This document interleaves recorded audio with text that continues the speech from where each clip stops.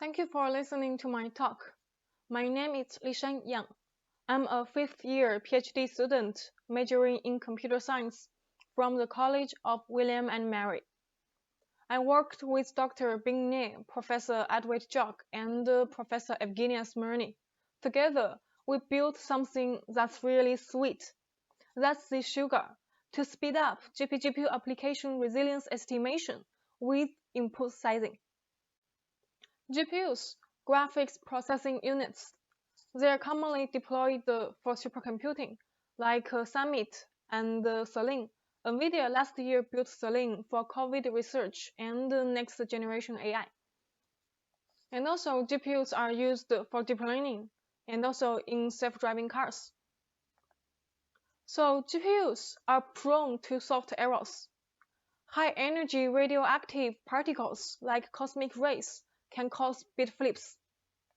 These bit flips are commonly observed, and they have a huge impact for long-running applications. With soft errors, we can still get correct outputs. That's the masked output. And also we get crashes and hangs, which are easy to detect. However, we can also get silent data corruption output, SDC. SDC outputs are incorrect. However, because the application still finishes without any error, it gives us an illusion of correct output. So for long-running applications like numerical computing used in physics, these applications can run for days. And if there's a soft error, then all the resources, the energy, and time spent there are all wasted. Also, for short-running applications, SDCs can also be dangerous. SDC can lead to misclassification. A truck will be misclassified as a bird. So my self-driving car is supposed to stop in front of the truck. However, because of the misclassification, the self-driving car won't stop because it's just a bird, and the bird will fly away. Then the self-driving car hits the truck. We have a car accident. So reliability research is very important for GPUs. We're interested in the percentage or the probability of all these cases happening. How to do that? A typical way is to do fault injection. We inject single-bit errors into different locations in the application, which we call them fault sites. Fault sites are located by the kernel ID, thread ID, instruction ID, and their bit position. So to get the ground truth of the application resilience, there are huge unreachable exhaustive fault sites. Here I want to give an example to the convolution, which is used widely, especially for convolution neural networks in deep learning. So for small input, here we use 32 by 32. And for the large one, there are 2000 by 2000 different input elements there. We have this many threads for the two different inputs. And for the number of exhaustive fault sites, for the small one, it's around millions. And for the large one, it goes up to billions. So the execution time for the small one is 1 second, and to do the large one for fault injection, we need 10 minutes. This is almost impossible to do the exhaustive case, to do fault injection one by one for the million or the billion fault sites. And for the real-world applications, this execution time can be much larger. The input size can be much larger, and we will have much more exhaustive fault sites there. So how to do this? We do fault site selection. We sample a portion of the exhaustive fault sites to estimate the resilience. One way is random sampling based on statistics. We have 1,000 runs, and then our estimation error is around 3%. Another state-of-the-art technique is fault site pruning. that with 300 to 2000 fault injections, we can get an accurate estimation result with around 1% error. So foresight pruning uses a proxy for resilience. That's the dynamic instruction count, DI count. All these techniques are input dependent. What do I mean by input dependent? That means every time I change the input, no matter from the small to the large one, or I change the input values, then I have to redo all these experiments, no matter it's 300, 1000, or 2000. So another example, for foresight pruning, if we want to estimate the resilience of this large input for the 2D convolution, we need 440 experiments, and each one will take 10 minutes. In total, we need 1 hour for this single input. And there are infinity number of different inputs in real world. So to estimate everything for this 2D convolution, we need infinity number of hours to do that. Then, is there any magic? Can I put the large input on a rocket so it takes only 1 second for each experiment, and in total I only need 7 minutes? Then 7 minutes timed by infinity number of inputs, that's still 7 minutes. Am I crazy? Are we chasing the rainbow? No, we're not. We have our solution, sugar, that can make it. So before jumping into sugar, I want to give some background on the general purpose GPU application parallelization. This is where we get our idea of sugar. So there are a lot of kernels in a GPGPU application. Here I also want to give a very simple example, vectors u plus v. So here we have this many elements in the vectors, and my thread 1 deals with u1 plus v1. So each thread is dealing with only one pair. And because we have so many threads there, they're grouped into CTAs, cooperative thread array. CTAs are further divided into warps for the purpose of flexible scheduling, like this. So this vector addition is one-dimensional. And also there are matrix operations which are naturally two-dimensional. The CTA organization is also performed in a 2D way. Now let's move to sugar. I want to start with an example showing some patterns of Pathfinder. So we count the number of dynamic instructions in each thread to get these DI patterns. The DI count is larger, means there are more dynamic instructions. That is, the thread is longer. So the pink lines here separate different CTAs. We can see 3 different patterns here, P1, P2, and P3. And when the input is scaled up, we also find a P1 and a P3, but the P2 repeats 33 times. And also for the large case, P2 repeats 150 times. Clearly, we see a trend from small to medium to large. That is, the P2 is repeating. Then we look at the resilience patterns. The y-axis shows the percentage of silent data corruptions, the SDC outputs. Remember, the more SDCs, then the thread is more vulnerable. So we can find the same patterns. And also, we group the threads into different groups. In the DI patterns, there are 3 groups. Group 1 at the bottom, Group 2 on the top, and Group 3. So the groups in resilience patterns are exactly the same. Also, for the medium case, we find the P2 repeats 33 times, and the same grouping. Also for the large one. And the pattern repeats for the resilience patterns. The DI patterns are similar to resilience patterns.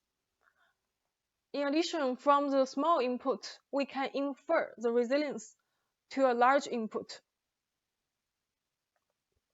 Also, it's interesting to notice the dominant pattern here.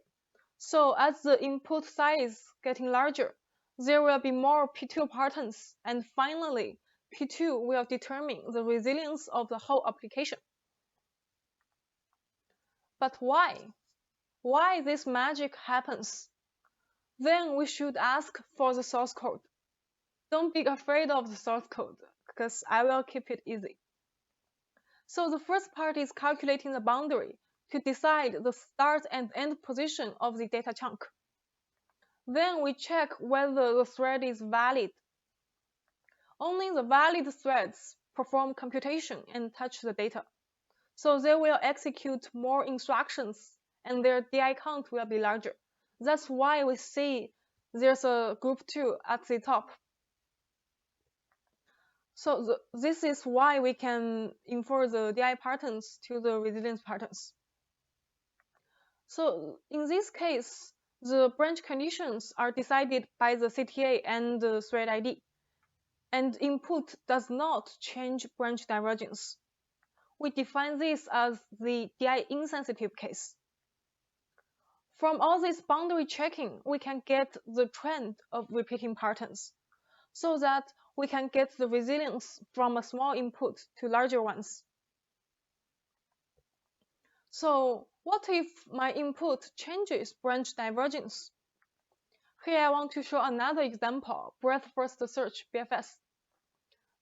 So this is the branch divergence, and we have input data here. So this time, input changes branch divergence. We define this as DI sensitive. What's the patterns look like? For the small one, there are two groups, group 1 at the bottom and group 2 on the top.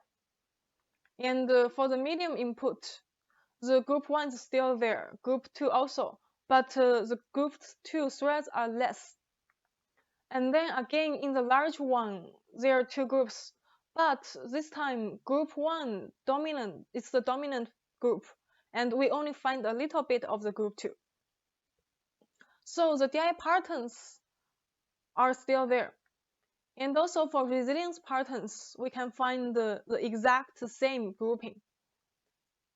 So we can still infer the DI pattern to the resilience pattern. However, because see the pattern from small, medium to large, it is not deterministic.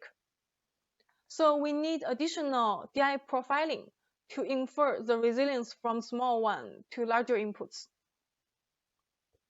With these examples, let's generalize the idea. Given the target application and target input, how to speed up the resilience estimation?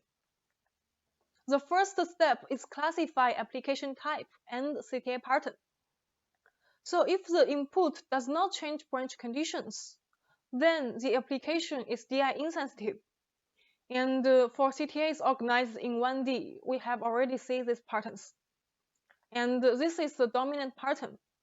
This can be used to estimate the asymptote resilience, or we say when the input is large enough, it's very, very large, what's my resilience? That will be the resilience of the dominant pattern. And also for CTAs organized in 2 dimensions, we call it as 2D trend. And here's another example to show how the patterns look like. So from a small input to a larger input, the patterns are also expanding in 2 dimensions. And here the blue part is the dominant pattern, which will determine the resilience of the whole application if my input is very, very large. So when the input size, when the input changes branch condition, the applications are DI sensitive, and we need one additional dynamic instruction profiling. After step 1, we get the pattern frequency. And the second step deals with input. We try some input sizes to decide the smallest size, because this is GPU designed for parallel computing. We cannot just run one thread to estimate its resilience. We have to at least fill some CTAs so that we know the characteristics of the whole application. Then we randomly sample the target input to form the smallest input. The third step is performing experiments, the photoinjection campaign, to get the resilience of each pattern. This is really the expensive part of resilience estimation, because we have to do hundreds or thousands of experiments there. So without sugar, we have to use the target input, which runs for a very long time. But sugar uses the smallest possible input, so the cost of these expensive experiments are controlled. From step 3, we can get the pattern resilience. So now with the pattern frequency and their resilience, how to estimate the kernel resilience? For the insensitive case, the resilience of each pattern is weighted by its frequency. And also for DI-sensitive cases, the same. The resilience of each thread group is weighted by the group frequency. With this equation, we can get the resilience estimation results. So this is a very sweet workflow of sugar. And next, I want to do the evaluation. First, I want to show the accuracy. We compare with the state-of-the-art technique for side pruning. This is the resilience of the small input. It is used to estimate the larger cases. The blue part is the mask, the correct output, and the yellow part is SDC, silent data corruption, and the red one is crashes and hunts. We use the shaded line to stand for the baseline, the actual experiments, and the other one is the sugar estimation. So for medium input, the average difference comparing to the baseline is less than 1%. For the large inputs, the average difference is around 1%. And considering both cases, the error is still less than 1%, which means our sugar is pretty accurate. So the estimation error here comes from the input values, because the input values in small, medium, and large are similar. But because we sample the inputs, they're not exactly the same. Then recall the dominant pattern identified. We can estimate the asymptote resilience for DI-insensitive applications. For DI-sensitive applications, the patterns are not deterministic, so we cannot do the asymptote resilience estimation. It is interesting to point out different resilience trends. Some of them goes down, some goes up, and the remaining are flat. Next, we evaluate the speed up of sugar. This is the execution cycles needed for small inputs, the input we use for estimation in sugar. For medium inputs, we get 7 times speed up. And for the large one, the speed up is more than 100 times. The fastest we get is more than 1,000 times. The speed up is related to the medium and large input sizes we choose. If the target input size is larger, we can get even more speedups. These numbers are nominal, and what really matters is that sugar fills the gap from input-dependent resilience estimation to real-world applications with infinity number of different inputs. So, summary. I used 2 examples, DI-insensitive and DI-sensitive, to show that DI patterns and resilience patterns are similar. And we can infer the resilience from a small input to larger inputs.